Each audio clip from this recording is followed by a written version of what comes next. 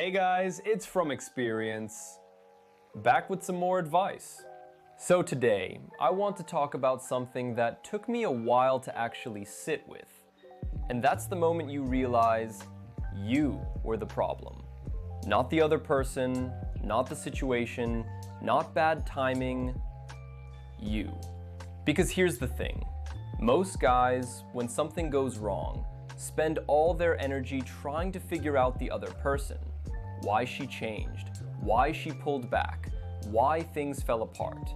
And sometimes that's valid, but sometimes you have to sit with a harder question. What was my role in this? And I mean really sit with it, not to beat yourself up, not to spiral, just to be honest. Because that honest moment is actually where growth starts. And most people never get there. Because it's a lot easier to point outward than it is to look inward. I want to tell you about a relationship I was in when I was 18. I had just gotten friend-zoned by a girl I actually liked. And that hurt, more than I wanted to admit at the time. When you like someone and they don't see you that way, it does something to your ego. Your confidence takes a hit, and you just want to feel wanted again. So I did what a lot of guys do when their ego takes a hit. I ran to someone who made me feel better. There was this girl who had liked me for a while, and she was genuinely sweet, caring, patient, always there. The kind of person who actually showed up for you, always checking in, always making time, genuinely happy just to be around you. And I knew that. I knew exactly how she felt about me. And if I am being completely honest, I used that. Not maliciously, not with bad intentions.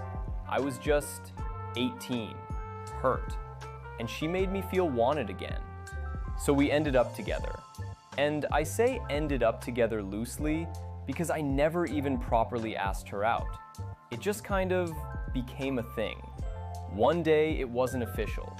The next day it just was. And I rolled with it. But here's what I never really did. Show up for her. I wasn't putting in effort.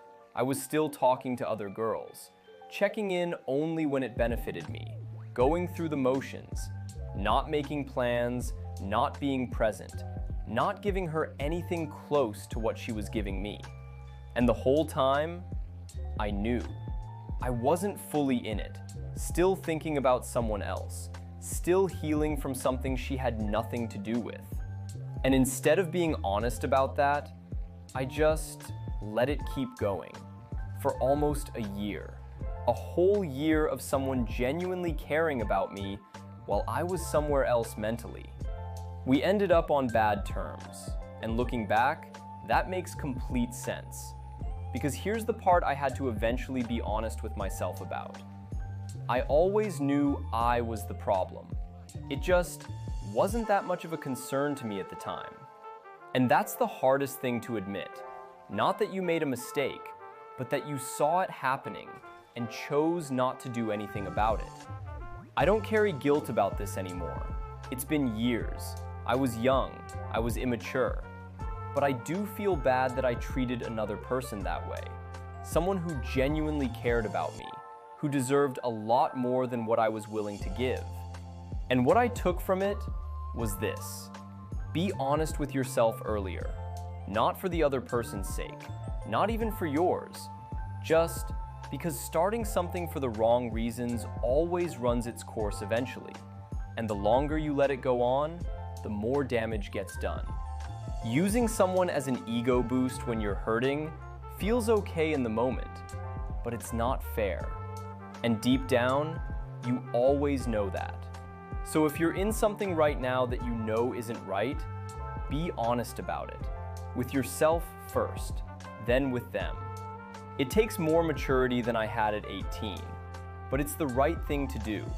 And the moment you start being that honest with yourself, everything about how you move changes. Not just in relationships, in everything. That is all for this one. If any of this resonated with you, drop a comment below. Subscribe for more From Experience. Catch you in the next one.